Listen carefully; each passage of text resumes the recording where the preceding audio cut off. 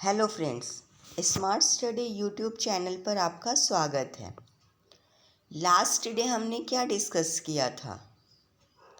Fundamentals of electricity कि electricity के flow होने में मेन पार्टिकल कौन से होते हैं, फ्री इलेक्ट्रॉन, वैलेंस इलेक्ट्रॉन, जो आपने स्कूल्स में भी पढ़े होंगे। तो उम्मीद है उसमें आपको कोई प्रॉब्लम नहीं आई होगी। आज हम बात करेंगे पोटेंशियल डिफरेंस की।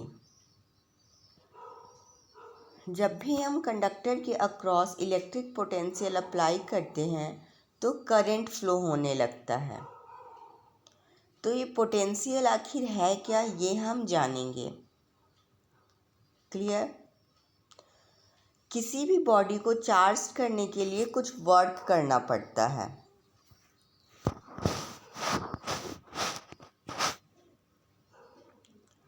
और ये वर्क बॉडी में पोटेंशियल एनर्जी के फॉर्म में स्टोर हो जाता है।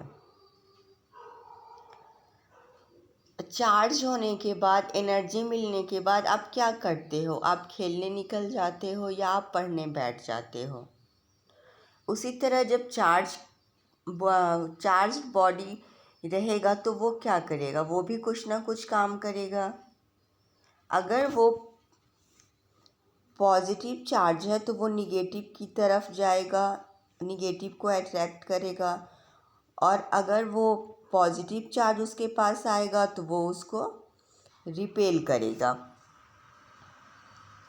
मतलब ये चार्ज्ड बॉडी कुछ ना कुछ काम करेगा और इस काम करने की कैपेसिटी को हम इलेक्ट्रिक पोटेंशियल बोलेंगे। क्लियर? और इसे हम कैपिटल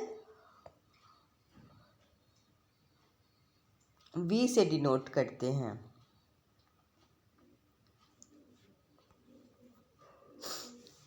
इलेक्ट्रिक पोटेंशियल बराबर क्या हो गया? Work done by charge, W by Q। और वर्क डन की SI यूनिट क्या होती है?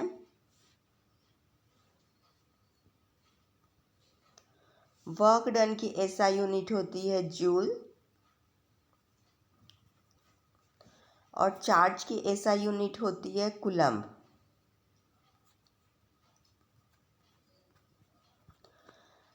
तो पोटेंशियल की SI यूनिट क्या हो गई? जूल पर कूलम्ब, जिसे हम वोल्ट कहते हैं।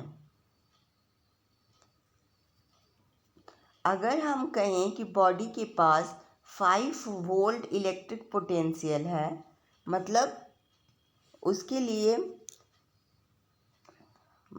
5 जूल वर्क किया गया है उस बॉडी को 1 कूलम्ब चार्ज देने के लिए।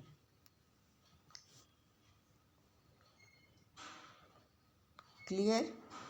अब आते हैं पोटेंशियल डिफरेंस की तरफ। मान लो कोई दो बॉडी है, इसका पोटेंशियल 10 वोल्ट है और इसका पोटेंशियल 20 वोल्ट है। तो इनके बीच का जो डिफरेंस होगा इसे हम पोटेंशियल डिफरेंस बोलेंगे।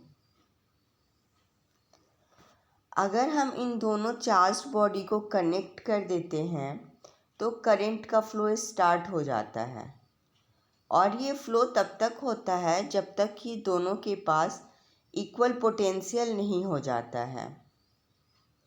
और पोटेंशियल डिफरेंस को हम कभी कभी वोल्टेज कहते हैं, जिसे हम V से डिनोट करते हैं। चूँकि ये पोटेंशियल का डिफरेंस होता है और पोटेंशियल की यूनिट वोल्ट होती है, तो वोल्ट माइनस वोल्ट, इसकी भी यूनिट क्या हो जाएगी? वोल्ट।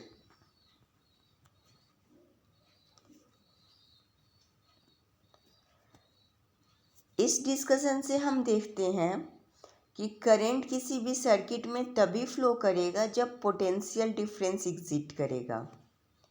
अगर पोटेंशियल डिफरेंस 0 हो जाता है तो करंट का फ्लो नहीं होगा या वो स्टॉप हो जाएगा। क्लियर? अब बताओ कि किसी भी सर्किट का पोटेंशियल कितना है, पोटेंशियल डिफरेंस कितना है, हम कैसे मेज़र करेंगे? किसी भी सर्किट का पोटेंशियल डिफरेंस मेज़र करने के लिए एक एपरेटस होता है जिसका नाम है वोल्ट मीटर। उसे हम कनेक्ट करके दो पॉइंट के अक्रॉस वोल्टेज पता करेंगे। आपने कभी कभी देखा होगा कि सर्किट में हम कभी कभी ईएमएफ लेते हैं तो कभी कभी पोटेंशियल डिफरेंस, लेकिन दोनों सेम नहीं है, दोनों में डिफरेंस होता है। क्या डिफरेंस होता है ये अब हम पता करेंगे।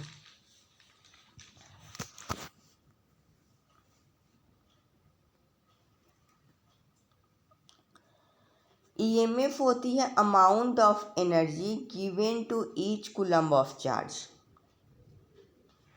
और पोटेंशियल होती है energy utilized by 1 coulomb of charge. जैसे मान लो कि आपकी मम्मा हैं, वो खाना लेकर आती हैं आपके लिए, तो वो आपकी एनर्जी सप्लायर हो जाती हैं और वो ईएमएफ की तरफ काम करती हैं, और आप उस खाने को खा लेते हो तो आप एनर्जी को यूज करते हो, आप पोटेंशियल डिफरेंस हो। लेकिन ज़रूरी तो नहीं कि आपके लिए अगर 5 रोटी आई है तो आप 5 रोटी खा लोगे, आप 4 खाओगे, 3 खाओगे ना। तो ईएमएफ और पोटेंशियल सेम नहीं होता है। जितनी एनर्जी हम सप्लाई कर रहे हैं ज़रूरी नहीं है कि वो यूटिलाइज हो जाए, इसलिए EMF is always greater than potential difference. EMF को कोई फ़र्क नहीं पड़ता कि रेजिस्टेंस कितना है सर्किट का, ठीक है। लेकिन पोटेंशियल डिफरेंस जो होता है वो डायरेक्टली प्रोपोर्शनल होता है रेजिस्टेंस के।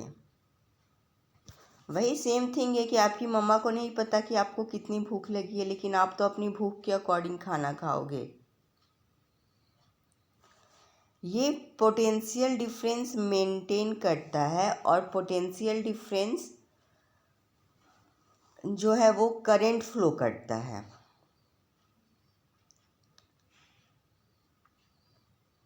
ठीक है, मतलब ये एनर्जी सप्लायर है और एनर्जी यूज करने की वजह से करंट फ्लो करने का काम पोटेंशियल डिफरेंस का होता है।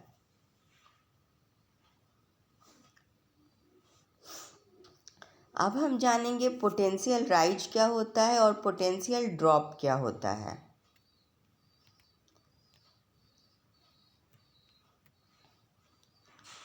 आपकी मम्मा खाना लेकर आई, वो क्या हुआ, आपकी एनर्जी को राइज किया। आप खाना खाकर घूमने निकल गए, वो क्या हुआ, आपकी एनर्जी डाउन हो गई, पोटेंशियल का ड्रॉप हो गया। सिमिलरली अगर सर्किट में कोई सेल लगा हुआ है या डीसी जनरेटर है तो वो क्या करेगा, वो सर्किट में एनर्जी प्रोवाइड करेगा, और इस एनर्जी प्रोवाइड को हम बोलेंगे कि पोटेंशियल राइज हो रहा है, वोल्टेज राइज हो रहा है। वहीं अगर हम सर्किट में रजिस्टर लगा देते हैं तो रजिस्टर क्या करेगा, वो उस एनर्जी को यूज करेगा, और यूज करने की वजह से वहाँ पर पोटेंशियल ड्रॉप हो जाएगा। तो इससे हम एक चीज़ देखें कि ईएमएफ की वजह से पोटेंशियल राइज होता है, और रजिस्टर जो यूज कर रहा है पोटेंशियल को, एनर्जी को, उसकी वजह से पोटेंशियल ड्रॉप होता है। ठीक है, क्लियर।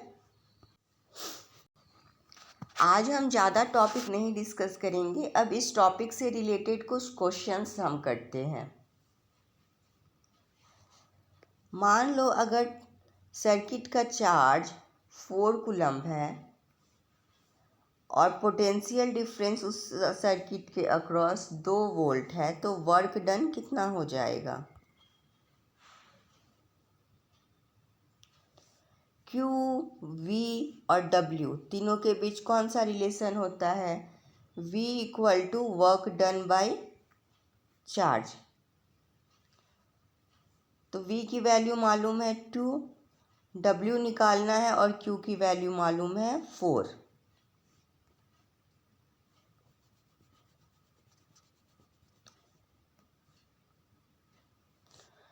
तो वर्क डन कितना आ जाएगा? 4 इंटू टी 8 जूल। क्लियर?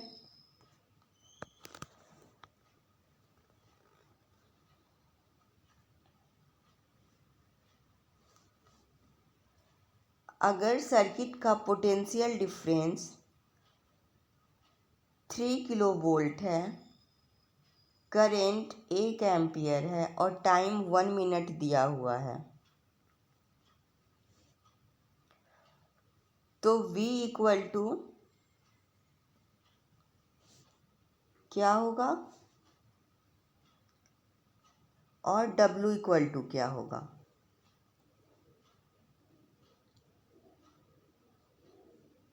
ओ सॉरी, V तो दिया हुआ है पोटेंशियल डिफरेंस।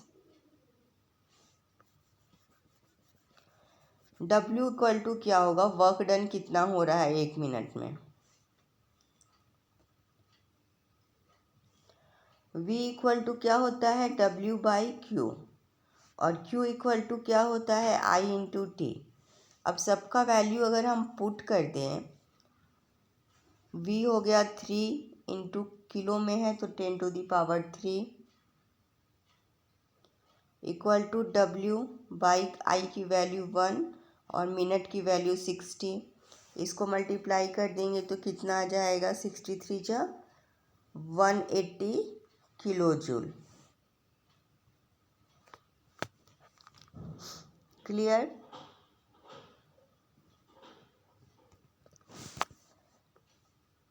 अगर वर्क डन दिया हुआ है 6.8 joule,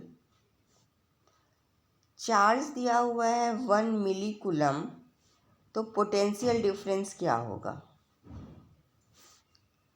V equal to W by Q और Q जो है वो मिली में है तो उसको हम -3 डिनोट करेंगे और जब ये -3 ऊपर जाएगा तो हो जाएगा +3 और वोल्टेज हो जाएगा 6.8 into 10 to the power 3 volt, या इसको हम क्या लिख सकते हैं? 6.8 किलो वोल्ट।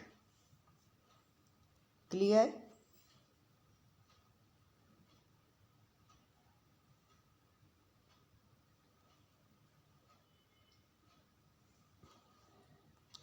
इसी तरह के न्यूमेरिकल पोटेंशियल डिफरेंस के छोटे छोटे होते हैं जो एक फॉर्मूला पर बेस्ड होते हैं।